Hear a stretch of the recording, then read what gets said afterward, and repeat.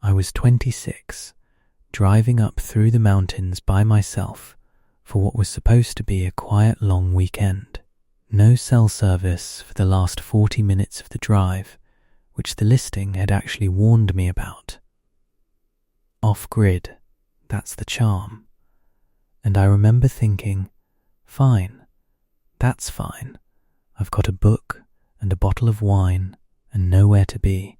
I'd booked it on a whim after a bad couple of months at work, the kind of trip where the whole point is that nothing happens. The cabin was smaller than the photos, but cozy in a real way, not a staged way. Wood stove, 1 bedroom, a loft you could climb up to but not really stand in. The host, a woman named Deb, had left a laminated welcome sheet on the counter with the Wi-Fi password, which was funny because there was no cell service, but apparently there was Wi-Fi, some kind of satellite setup, and a list of house rules underneath it.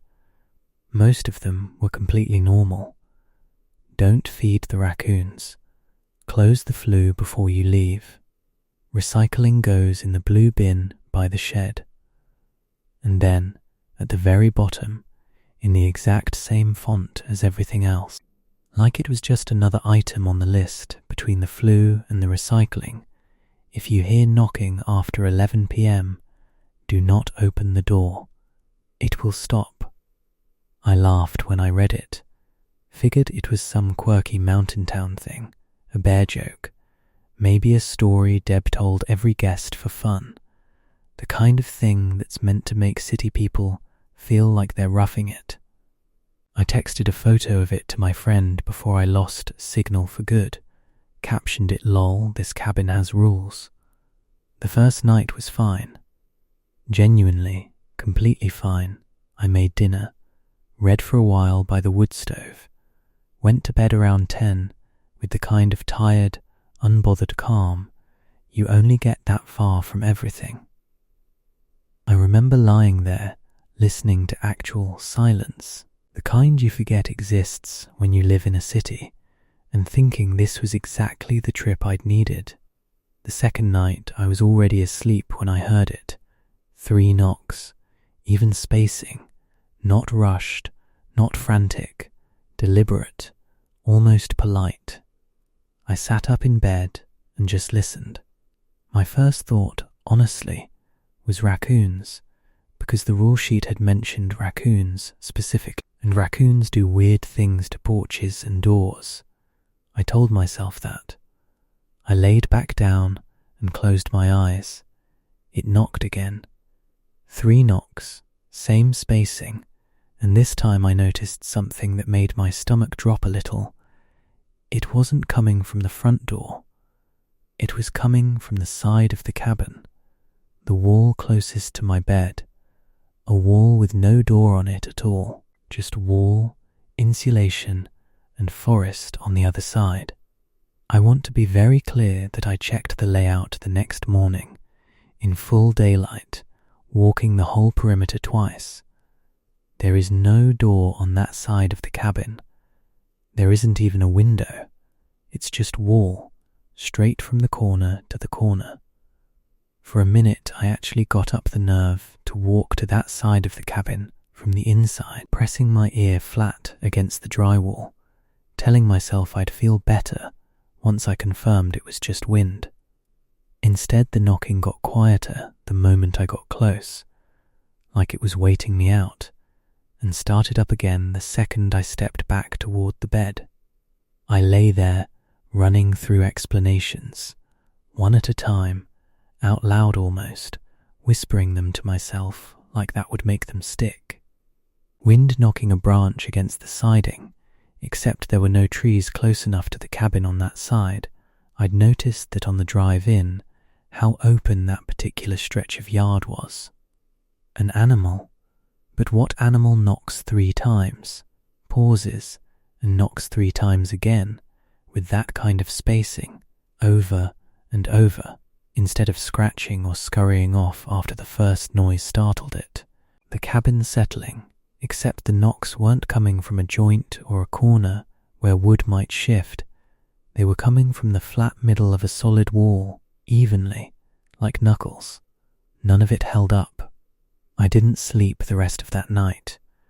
I just lay there and listened to it continue, on and off, until around 1 a.m, when it stopped as suddenly as it had started, mid-rhythm.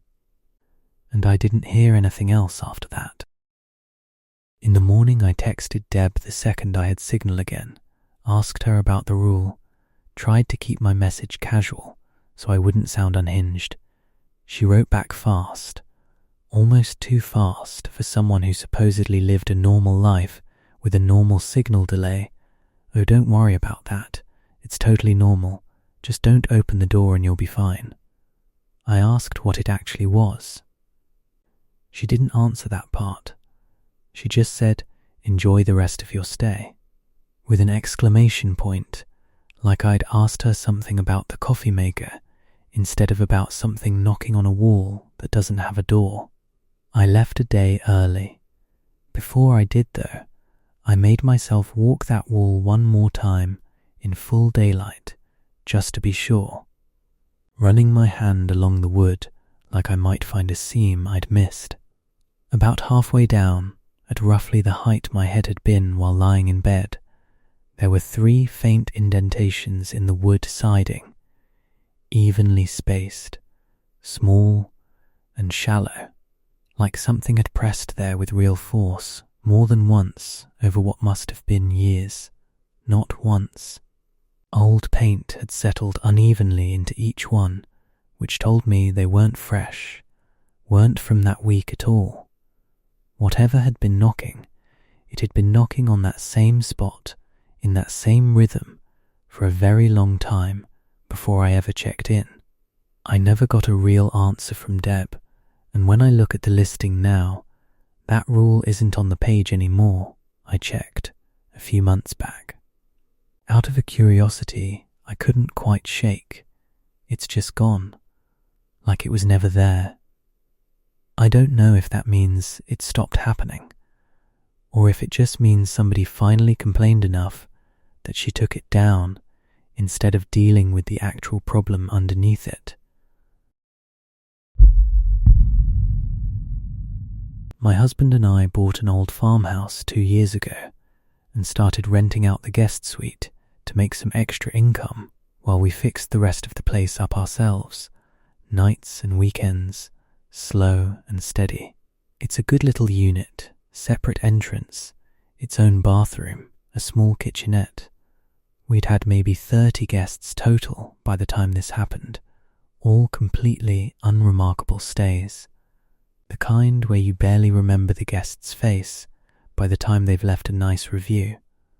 Then a guy named Marcus, booked for one night, said he was passing through for work, standard business traveller booking. Totally unremarkable check-in, nothing about him stood out at all. He arrived late, texted to say he'd let himself in with the lockbox code, thanked us for the fast response, said goodnight. The next morning I went out to do some yard work around 7 and noticed his car was still there, which was completely fine. He wasn't due to check out until 11. Plenty of guests sleep late. Around 9, I knocked on the suite door to drop off some fresh towels, since that was just a habit I'd gotten into with every guest. No answer. I figured he was still asleep and left the towels on the little bench outside the door. Like usual, no big deal. At 10:45, still no sign of him, and his car hadn't moved an inch, so I knocked again, a little harder this time. Nothing. Hosts are allowed to do a courtesy check near checkout. It's written into our house rules and every guest agrees to it. So I used my key. The suite was completely empty. Bed made, nothing in the trash, bathroom bone dry and untouched, towels folded exactly the way I'd left them the day before. Like nobody had slept there at all. Like nobody had ever walked through that door. His car was still sitting in our driveway. Before we called anyone, I did what I always do first, which is look for the boring answer. Maybe he'd gotten a ride from a coworker early and would be back for the car later. That happens sometimes with business travelers.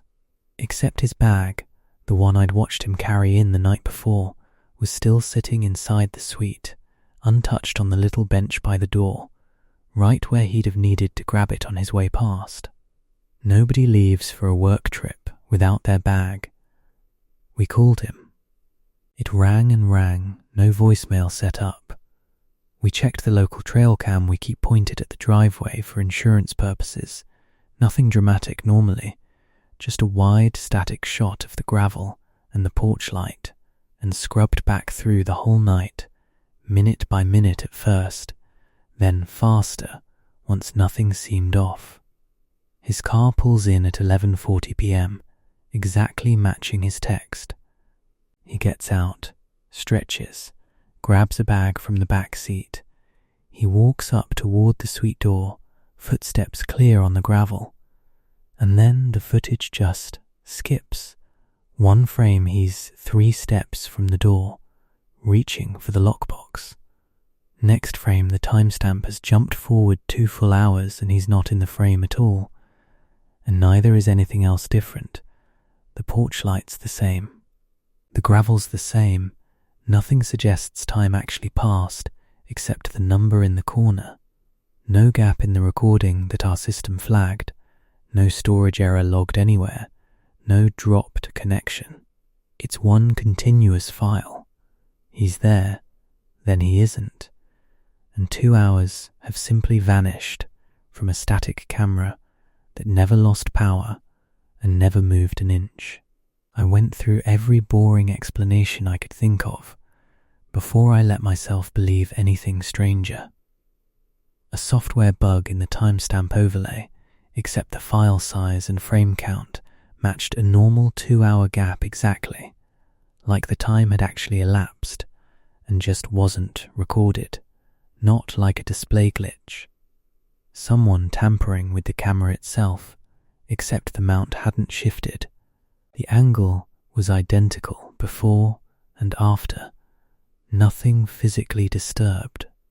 Marcus stepping just out of frame and staying there for 2 hours for some reason, except there's nowhere out of frame to go on that porch. It's a 6-foot landing with a railing on both sides. In the days while the car sat there, waiting on someone to claim it, we noticed something neither of us wanted to say out loud at first. Every morning, the dew on the windshield had been disturbed in the same spot, low on the driver's side, like a hand had rested there overnight, wiped clean in a rough oval, while the rest of the glass stayed evenly fogged. We checked it 4 mornings running before either of us admitted we'd both been looking.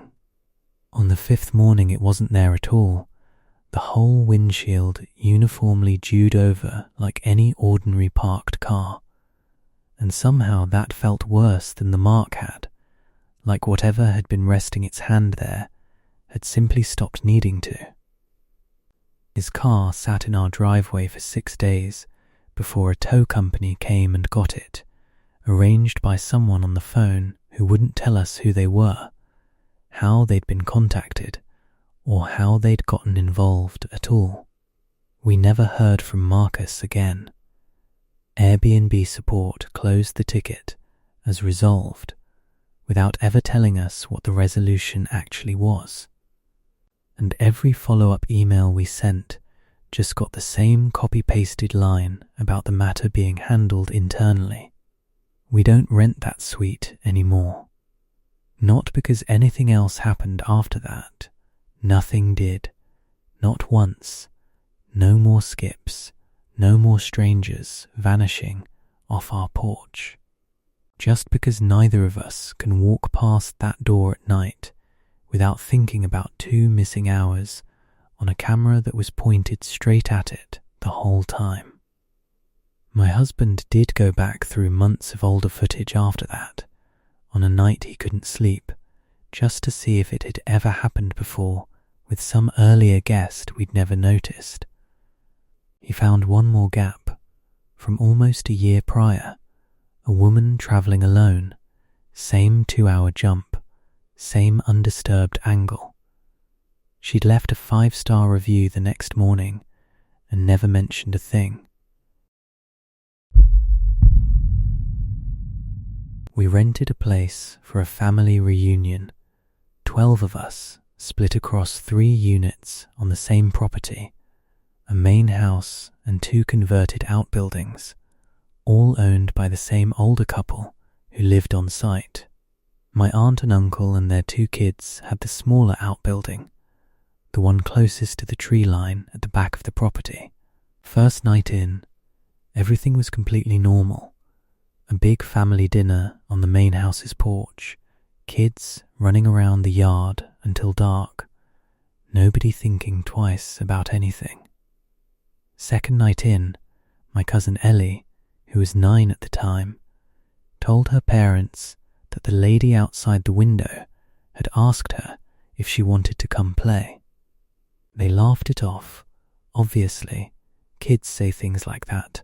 There was a wooded lot right outside her window, maybe a shadow from a branch, maybe half a dream she carried into being awake.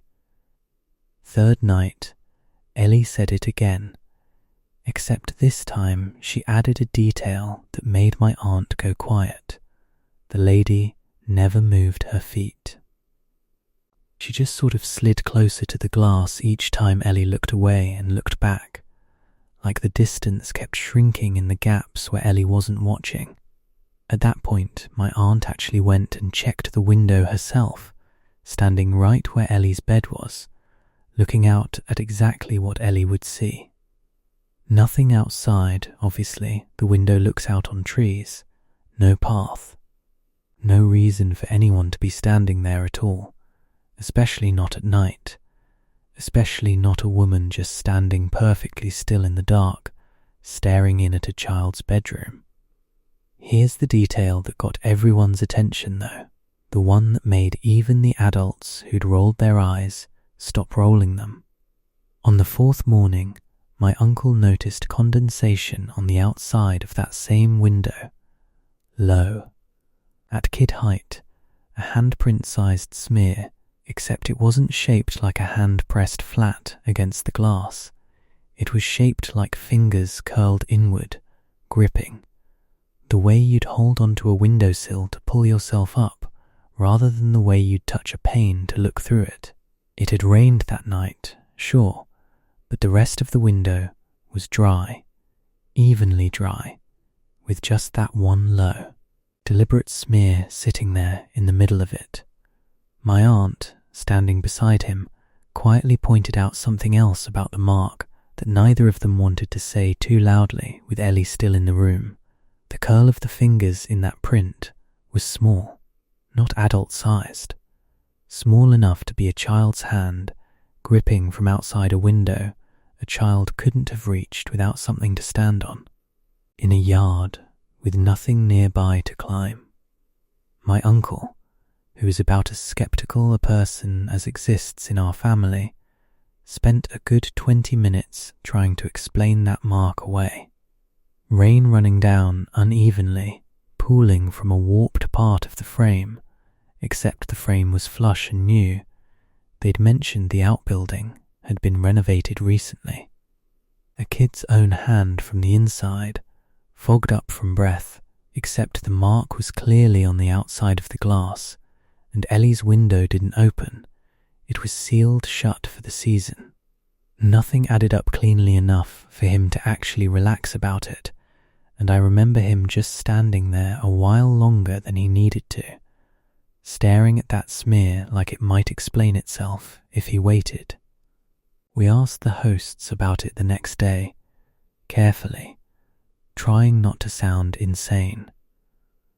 The husband got quiet and said the outbuilding used to be a smaller original structure on the property from before they built the main house decades ago, and that they'd been told by the previous owners not to worry about noise near that window at night. That's it. That's all he'd say, and he said it looking somewhere over our shoulders instead of at us. His wife changed the subject almost immediately, asked if we wanted more coffee, in that too bright voice people use when they want a conversation to be over. We switched Ellie to sleeping in the main house with us for the rest of the trip. On our last morning packing up the outbuilding, my aunt found something tucked under the mattress of Ellie's bed that none of us had put there. A child's hair ribbon, faded almost grey. The kind of pattern nobody's made in decades, sitting there like it had been placed deliberately rather than lost. Ellie said it wasn't hers and didn't want to touch it. My aunt left it exactly where she found it and didn't tell the hosts. She never mentioned the lady again after that, not once, not even when we asked her directly, gently, on the long drive home. She just said she didn't want to talk about it, in this flat, oddly adult tone that didn't sound like her at all. And none of us pushed any further after that. I work nights at a hospital, so when I travel I usually book Airbnbs instead of hotels, because I need total blackout and total silence to sleep during the day, and hotels rarely deliver both. I found a place downtown, a converted loft. Host had great reviews across the board, place looked perfect in the photos, blackout curtains already installed, noted specifically in the listing, which is rare enough that it's basically the reason I booked it in the first place. First day, I got back from my shift around 7 blacked out the room completely, went to sleep. Woke up around 2 p.m. to my phone buzzing on the nightstand, a text from an unknown number that just said, "You're in my spot." I figured wrong number, ignored it, went back to sleep without thinking much of it. Second day, same thing, except this time the text came in at 7:52 a.m, right around when I'd have been walking in the door from my shift, and it said the exact same message, "You're in my spot." Down to the punctuation, the capitalization, everything identical. I checked my messages side by side. It was in fact the identical text, sent from the same number, at almost the identical time as the day before, like whoever was sending it could actually see me arrive each morning. I checked the peephole. Empty hallway. Nothing there. I noticed too that the doormat outside my unit, a plain welcome mat the host had left, nothing special, had been shifted about an inch off its original position, angled slightly, like someone had stood on the corner of it rather than the center. I checked the building's exterior camera feed, which the host had given me access to through an app for security, and reviewed the footage from both mornings carefully, scrubbing frame by frame around the timestamps that mattered. Nothing. No one in the hallway either time the text came in, not before, not after, not lingering near the elevator. I ran through the obvious explanations before I let it bother me too much. A wrong number that just happened to text twice at similar times, except the odds of that happening at nearly the same minute 2 days running felt too precise to write off. Some kind of automated or scam text, except it never asked for anything, never included a link, never repeated to anyone else I knew who'd gotten similar spam. The building having some prior tenant dispute unrelated to me, plausible, except the timing lined up too exactly with my own schedule for it to be coincidental noise. Third morning, I didn't get a text at all. Instead, when I walked in, there was a folding chair set up directly outside my apartment door, facing it dead on. Like someone had been sitting there watching the door for a while and just left it behind. It hadn't been there the night before. I remembered specifically stepping around empty hallway space on my way out to work. Nothing there at all. I sat with the chair a while before messaging anyone, running through it the way I run through unexplained vitals on a bad shift, methodically, refusing to let myself panic before I'd actually ruled things out. Building maintenance, leaving a chair for some unrelated repair, except there was a work order log posted in the elevator, updated weekly, and nothing on it matched that hallway or that date. A neighbour's chair, moved out for cleaning and forgotten, except every other unit on that floor had identical folding chairs stacked neatly in a labelled storage closet down the hall, all present and accounted for when I checked. This one didn't match those at all. It was older, a different brand, with a rust pattern on the legs that suggested it had spent a long time somewhere damp before ending up outside my door, like it had come from somewhere else entirely and been carried in specifically for that purpose and nothing else. I messaged the host immediately, trying to keep my tone level even though my hands weren't. She didn't deny it fast enough for my comfort. She said, and I'm going to get this close to word for word because I screenshotted it out of some instinct I still don't fully understand. That's probably just my old tenant. He had some trouble letting go of the unit. I'll talk to him. Sorry for the confusion. As if this was a completely normal amount of information to volunteer about a stranger sitting outside a paying guest's door, watching them come and go while they slept during the day, unaware. Before I left, out of some need to have the last word, I sat on the folding chair myself for a minute, just to see what its angle actually faced. It wasn't pointed at my door at all. Not exactly. It was angled slightly past it, toward the blackout curtains over my window, like whoever sat there hadn't been watching the door I'd come and gone through, but watching for something specific behind that fabric at exactly the hours I'd be asleep behind it. I checked out that afternoon, 4 days early, and didn't ask for the difference back. I just wanted to be somewhere else. The listing is still up.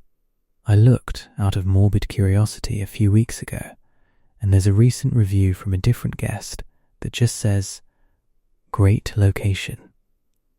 Slept during the day for a work trip, no issues." I don't know what to do with that. Maybe it stopped, maybe it didn't, and they just never checked the hallway camera the way I did. I was working remotely for about 6 weeks from a small rental on an island, one of those places where the listing photos look almost too good to be real. Infinity pool, open-air living room, palm trees framing every shot. The host lived on the property too, in a separate smaller house set back from mine, which the listing described as just for privacy and peace of mind. For the first 2 weeks, everything was genuinely lovely, the kind of stretch you replay in your head for months afterward. I worked from the porch every morning, swam in the evenings, barely thought about home at all. Then I started noticing the pool light. It was supposedly on a timer, came on automatically at dusk, off at midnight, according to the host. Except starting around week 3, I'd wake up at odd hours, 2, 3 in the morning, and see the pool light glowing through my window, even though it should have shut off hours earlier. I told myself the timer was probably just glitchy. Fine, not scary. Timers break, batteries die, settings reset themselves. I went back to sleep each time, without getting up to check. Then I actually got up one of those nights, mostly out of restlessness, and the light wasn't just on unexpectedly, it was moving, slowly along the bottom of the empty pool, like something was dragging it in a slow, deliberate circle. There was nothing in the water, no ripple, no shape, just the light itself tracing a loop across the tiled floor of the pool, over and over, the same path each time. I stood at the window for what felt like a full minute, just watching it, unable to make myself look away or go back to bed. I told myself, lying back in bed that night, that it was probably just a reflection of something else entirely, a passing cloud crossing the moon, my own tired eyes making a straight beam look like it curved. I went out the next morning and looked at the pool light fixture itself in daylight, crouching right down at the edge to examine it properly. It's mounted flush into the wall of the pool, bolted in with the standard hardware you'd expect. It does not move. It cannot physically move. There is no mechanism, no hinge, no way for that fixture to shift position at all, let alone trace a smooth circle along the bottom of an empty pool at 3 a.m. I watched it 2 more nights after that, unable to make myself stop checking once I was awake anyway, and both times the loop was identical. Same pace, same path, tracing the same slow circle like it was worn into the water itself, rather than being controlled by anything mechanical at all. I mentioned it to the host carefully, framing it as a maintenance question so I wouldn't sound like I was accusing her of anything strange. "Hey, I think your pool light might be malfunctioning at night. It seems to be moving." She went very still for a second, longer than a normal pause, and then said, in this overly light tone that didn't match her face at all, "Oh, it does that sometimes.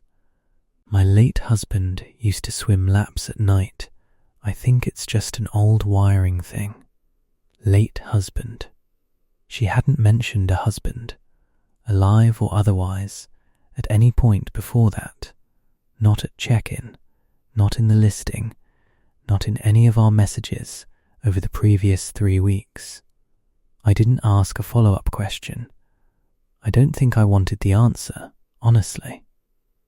And something about the way she said old wiring thing made it clear she didn't want to give one either. A local I'd gotten friendly with at a bar down the road, when I brought it up carefully weeks later without naming the property, just went quiet for a second and said that stretch of coastline had lost more than a few swimmers over the years to a current that pulls hardest right around that time of night, and that people who grew up there just don't swim after dark, full stop, no exceptions, no matter whose pool it is.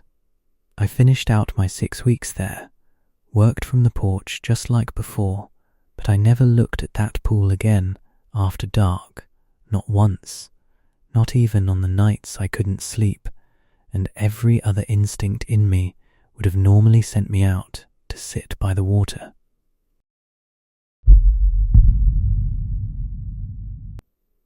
Six of us rented a big farmhouse for a friend's bachelorette weekend, out in genuine middle-of-nowhere countryside, the kind of listing where the nearest neighbour is a mile off, and the host tells you up front that the power sometimes flickers in storms, just part of the charm out here.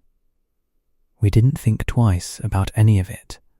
We were there for wine and a hot tub and 3 days of doing absolutely nothing that mattered. The house itself was beautiful, honestly, better in person than in the photos. Restored 1800s farmhouse, exposed beams, a big wraparound porch that caught the evening light perfectly. The host, an older man named Walt, met us at check in himself, walked us through the house rules in person instead of just emailing them ahead of time, which felt charming and old-fashioned at the moment we heard it. Most of the rules were completely standard. No parties past midnight. Respect the neighbours, even the mile-off ones. Don't feed the barn cats people food. It makes them sick. One rule stood out though, and Walt delivered it in this careful, deliberate way that didn't match the easy tone he'd used for everything else. The door to the cellar stays closed and locked at all times, no exceptions, and if any of us happened to hear anything coming from down there, we were simply to turn up music or a TV to cover it and go about our evening as normal. We laughed about it after he left, once we were alone in the kitchen unpacking groceries, made jokes all through dinner about the cellar thing, did the bit where someone pretends to hear a noise and everyone screams and then laughs at themselves for screaming. Standard bachelorette weekend nonsense, the kind of joke that only works because none of us actually believed anything was down there. The first night was fine. Genuinely, completely fine. Hot tub, drinks, a bonfire out back. Nobody thought about the cellar once, not even in passing. The second night, around 1 a.m., 3 of us were still up in the kitchen, when we all heard it at the same time, a single heavy thud from below the floor, like something dense had been dropped from a height, followed by total silence. We looked at each other. Nobody said anything for a second. Then my friend Priya, trying to be funny, said cellar's got jokes, and we laughed it off, a little too quickly, and turned the kitchen radio on like Walt had told us to, mostly as a bit, and went to bed not long after that, without really discussing it further. Third night is where it stopped being funny. 4 of us were in the living room around 11 p.m. 2 had already gone up to bed early, and the thud came again, except this time it wasn't a single sound. It was a rhythm. 3 heavy sounds, evenly spaced, then quiet, then 3 more, like someone testing whether the ceiling below us, the cellar's ceiling, our floor, would hold their weight. We turned the TV up like we'd been told to. It didn't stop. If anything, it got more deliberate, more confident, like whatever was doing it could tell we'd noticed and simply didn't care.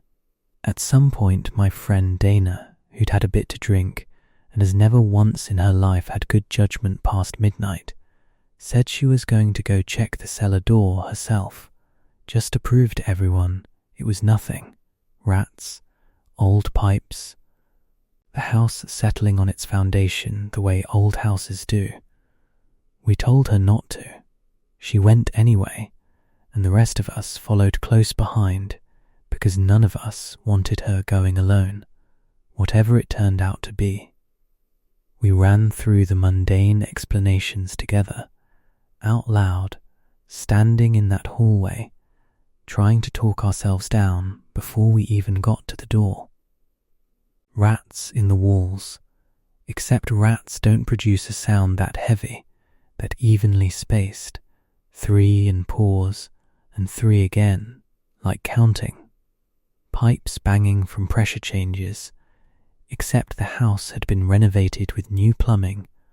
Walt had mentioned it proudly at check-in, and new pipes don't hammer like that. The house settling, except settling doesn't happen in a fixed rhythm you could set a metronome to. It happens randomly, once, not in matched sets of 3. The cellar door was still locked, exactly as Walt had left it, the padlock intact and cold under Dana's hand when she checked it.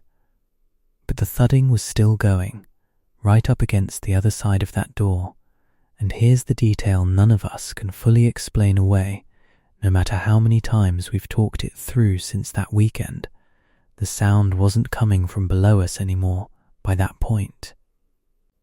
It had moved. It was coming from behind the door at the same level we were standing on, not underneath our feet, even though the cellar entrance only goes down from where we stood. We did not open that door. Dana, to her credit, didn't push it either once she was actually standing in front of it. Whatever bravado she'd had in the hallway evaporated fast once she was close enough to feel the cold coming off the wood, a cold that didn't match the mild night air anywhere else in the house. We all went upstairs together, piled into one bedroom, and left every light in the house on until sunrise, nobody suggesting otherwise. The thudding stopped sometime around 3 am, as abruptly as it had started, mid-rhythm, like a hand had simply been lifted off a table mid-motion. None of us slept much in that shared room, even with the lights on. Around dawn, my friend Court, who'd been sitting closest to the window the whole time, quietly pointed out that the barn cats, the ones Walt had warned us not to feed people food, had all gathered on the lawn directly below our window at some point in the night and were simply sitting there, all 4 of them, facing the house, not moving, not grooming themselves, not doing anything cats normally do at that hour. They stayed like that until the sun was fully up, and then, all at once, without any visible signal between them, they scattered in 4 different directions, like something had finally let them go. We asked Walt about it the next morning, all 6 of us standing together in the driveway, so he couldn't just brush past one of us individually. He didn't act surprised. He didn't act like it was new information to him at all. Didn't ask a single clarifying question about what we'd heard. He just said, "That's why I told you to leave it be," and offered to knock a small amount off our final bill for the inconvenience, like we'd complained about a noisy air conditioner instead of describing something that had moved from underneath us to beside us in the middle of the night. When one of us pushed further, asked what was actually down there, he just repeated the same line, word for word, like it was the only sentence he had prepared for this exact conversation. "It's better if you just leave it be." We left a day early, all 6 of us cramming into 2 cars instead of waiting around for a more graceful exit. On the drive out, Priya, who'd been the one to make the joke that first night, admitted she'd looked up the property before we'd ever booked it, back when we were just comparing listings, and that one buried review, a single star among dozens of glowing ones, had mentioned a seller and used the word wrong 3 separate times without ever explaining what it meant by it. She hadn't shown any of us at the time because the rest of the reviews was so good, and because she hadn't wanted to be the person who talked everyone out of a nice weekend over one weird stranger's paragraph. None of us blamed her for that. Not really. Not once we'd heard it ourselves. Nobody in the group has ever gone back to that region of the state, not even in passing on a different trip. And to this day, if you bring up that weekend in our group chat, at least one person will just send a single thumbs down emoji and nothing else. We all know what that means by now. Nobody has to explain it out loud anymore. I'm 71 and I've hosted out of the little apartment above my garage for about 6 years, mostly retirees and church groups passing through, quiet people, easy stays, never had a lick of trouble, not once, in all that time. Then a young couple booked for a week, said they were visiting family nearby for a wedding, polite on arrival, kept to themselves in the way I appreciate, which suited me just fine. On their 4th night, I was in my kitchen around midnight and heard, very faintly through the ceiling, what sounded like someone crying above me. Not loud, not dramatic, just this thin, exhausted sound, on and off for maybe 20 minutes. I assumed it was a private matter between them, something not my business to notice at all, and let it be, the way you do with guests. 4th night's crying had stopped on its own before midnight, and I'd nearly convinced myself by morning that I'd imagined the whole thing, or at worst misheard the wind through the old gutters. 5th night, same sound, except now there were two voices layered together. One was clearly the young woman. I could tell that much through the floorboards. The other was lower, slower, and I genuinely could not place it as either her husband or anyone I'd seen come or go from the property that week. I sat at my kitchen table listening to my own ceiling for a long while, trying to talk myself into believing it was just the television, some late-night show with a low male voice. I ran the possibilities the way I imagine anyone would, sitting there at that table. The husband, awake and talking quietly to his wife, except I'd watched him leave that evening myself, hadn't heard the car return. A television or a podcast playing low, except the rhythm of the second voice had pauses in it, actual back and forth pauses, the kind a recording doesn't have. My own hearing playing tricks on me, which happens more than I'd like to admit these days, except my daughter, visiting that same week, heard it too, from the kitchen doorway, and asked me flat out who else was staying up there. My daughter, God bless her, wanted to march straight up those stairs and knock on their door right then and there to check on the young woman, and I talked her out of it, told her it wasn't our place, though some part of me now wonders if I talked her out of it more for my own comfort than for any real reason. I checked my exterior camera footage the next morning, mostly out of an old woman's nosiness, if I'm honest with myself. The husband's car had left at 9 p.m. the previous evening and not returned until nearly 1 a.m., which meant that during the entire window I'd heard two distinct voices, one male, one female. Only the wife had actually been present in that apartment. No one else came up those stairs the whole night. My camera covers the only entrance to that unit, has for years, and I checked it twice to be sure I hadn't missed a gap. I didn't say anything to them about any of it. I don't entirely know why. I think some part of me didn't want it confirmed as real by asking the question out loud. They checked out on schedule, left the place spotless, left me a lovely 5-star review. The wife hugged me on her way out and thanked me for such a peaceful stay, and I remember standing there holding on to that word, peaceful, turning it over, not knowing what to do with it at all. A few months later, a different guest, a woman travelling alone for a work conference, mentioned to me at checkout, almost as an afterthought while she was loading her car, that she'd slept wonderfully except for one night when she thought she heard a couple arguing softly through the wall, a man's voice and a woman's, and had felt bad for whoever was going through it. She'd been the only person staying in that apartment that entire week.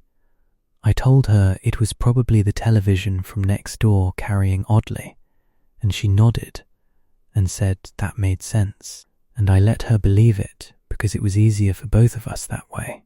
I still rent the apartment out, same as always. I just don't sit in my kitchen past midnight anymore when there's a guest in it. I tell myself that's unrelated, just an old habit shifting. I don't fully believe myself when I say it, if I'm being honest.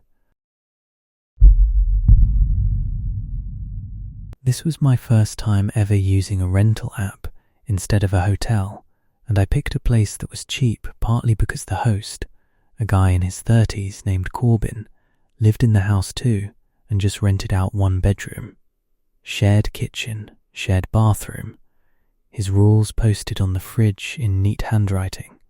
Seemed fine at the time. Reviews were good, nothing concerning in any of them. Corbin himself was a little odd, but not alarmingly so. At first, very precise about small things, like exactly where I was supposed to put my shoes by the door, exactly which shelf in the fridge was mine, and which was his. I chalked it up to him just being particular about his own house, which, fair enough, it was his house and I was the guest in it. Second night, I woke up around 3 a.m. to the sound of him talking in the hallway right outside my door. Not on the phone, I was almost certain. I could tell there was no pause for a response, no rhythm of an actual back and forth conversation, just his voice, low and continuous, going on for what felt like 10 full minutes without a break. I lay there frozen, doing the thing where you try to convince yourself it's nothing so you don't have to get up and check for yourself. I told myself, at the time, that plenty of people pace and mutter to themselves at night, that it was probably nothing more than a habit of his I just hadn't noticed yet. In the morning I asked him, as casually as I could manage over coffee, if he'd been on a call late last night, maybe something work-related. He looked at me for a second too long and said no, he'd been asleep the whole night, hadn't gotten up at all. He said it flatly, almost bored, like the question itself wasn't worth much of his attention, and went back to whatever he was doing. That same day, folding laundry in the shared machine downstairs, I struck up small talk with a neighbour from the house next door, an older woman who'd clearly lived on that street a long time, and mentioned offhand that I was staying with Corbin for the week. Her face did something quick and involuntary before she caught it, some flicker she tried to smooth back into politeness, and all she said was that he'd lived there a long time, alone, and that the previous woman renting that same room had also left early, years back, though she couldn't recall exactly why. She said it lightly, like gossip, but she didn't meet my eyes while she said it, and she found a reason to end the conversation shortly after. I tried to explain it away myself before the next night came. A phone call on speaker, with no one really talking, just breathing or background noise, except the cadence had been too even, too clearly one voice carrying a full sentence structure. Him talking in his sleep, loud enough to carry into the hall, except the voice had clearly been standing right outside my door, not muffled through a wall the way a sleep talker's voice from another room would be. Me half dreaming the whole thing, except I'd been fully awake by the second minute of it, checking the time on my phone, watching the numbers change. Third night, the same voice, same hallway, same time, except this time I got up the nerve to look through the peephole in my door. The room actually had one installed, which had seemed a little strange to me even at check-in, a peephole on an interior bedroom door in a shared house.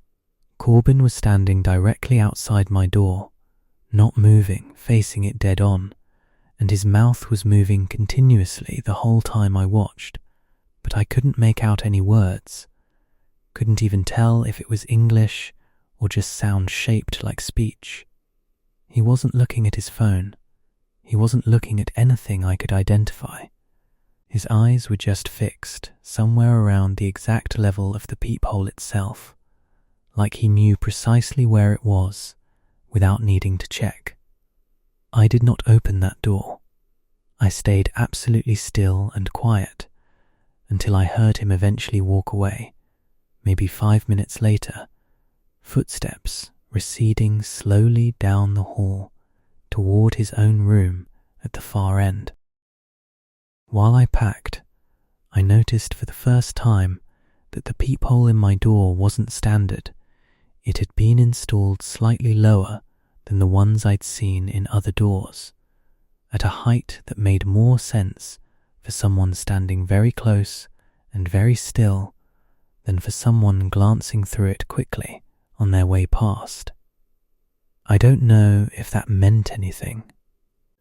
I just couldn't stop thinking about how precisely his eyes had lined up with it the night before, like he'd measured for exactly that. I checked out the next morning, a full 2 days early, telling him some excuse about a family thing back home. He didn't ask any follow-up questions, didn't seem bothered at all by the sudden change, just said safe travels in that same flat tone he'd used for the fridge conversation about shoe placement. I left a review that just said the location was convenient and left it at that. I didn't know how to write anything true about it that wouldn't sound insane to a total stranger reading it, and some part of me, honestly, didn't want to give him any indication I'd been watching him back through that peephole. My partner and I booked a converted barn out in wine country for our anniversary. One of those listings with string lights and a clawfoot tub, very romantic on paper, and even better in the photos. The barn sat maybe 200 feet from the main house, where the hosts, an older couple, lived year-round. Our first night, everything was perfect. Genuinely one of the nicest evenings we'd had together in a long time. The kind you plan a whole trip around. Wine on the little patio, string lights on, the whole barn smelling faintly of cedar. Around Tam the second night, I woke up because the temperature in the room had dropped fast enough that I could actually see my own breath in the dark, despite the thermostat reading a completely normal number on the wall panel right next to the bed. I nudged my partner awake to confirm I wasn't imagining it, and she felt it too. Immediately, no convincing required on my part at all. My partner, ever the practical one, checked her phone for the outdoor temperature before we'd even gotten out of bed. Some instinct telling her to have a number to compare against. 58 degrees outside, mild for the season, nothing that should have produced a room cold enough to fog our breath indoors. We got up to check the space heater in the corner, thinking it had simply shut off somehow, and that's when we both noticed the barn door. The original big sliding barn door that had been left as a decorative feature, functionally sealed shut and bolted from the inside as part of the renovation, had a thin line of frost forming along its bottom edge, indoors, on a night that wasn't even particularly cold outside, according to the weather app I checked right then out of some instinct to verify. Frost forming from the inside on a door that led nowhere and opened onto nothing but an empty field.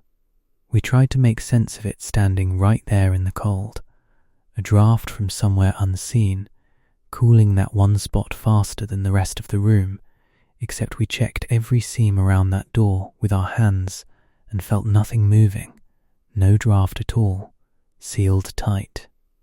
Some kind of condensation from the space heater cycling, except the heater sat on the opposite wall entirely, nowhere near that door, and it wasn't even running. Our own eyes playing tricks in the dark and the cold, except we both saw it clearly once we turned on the room's overhead light.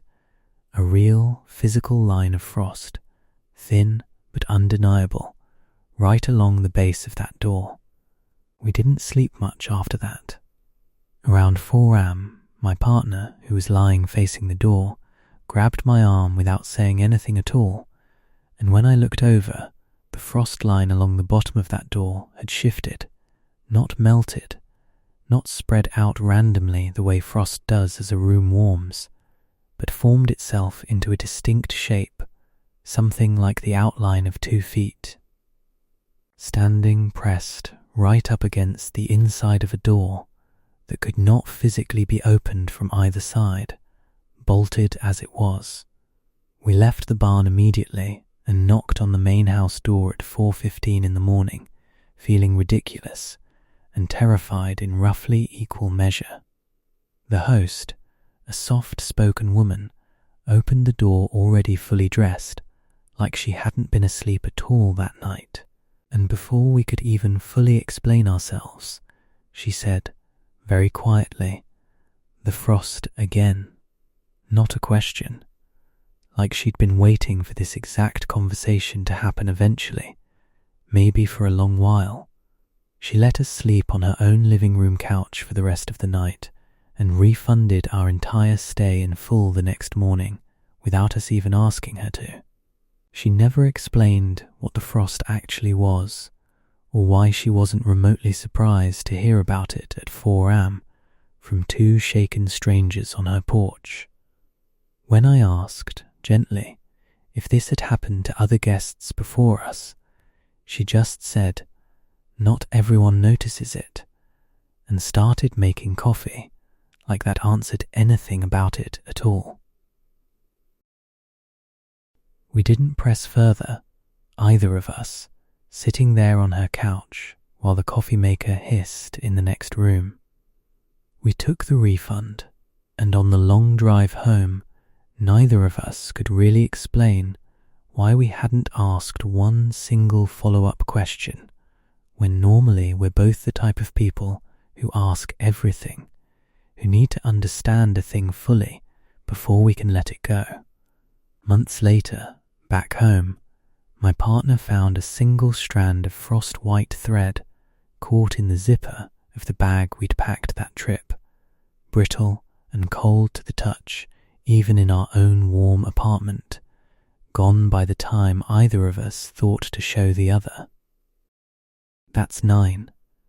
I don't host anymore without a working exterior camera, and I still read every review start to finish before I approve a booking, because somewhere in the ones that don't say much, there's usually a reason somebody didn't want to write down.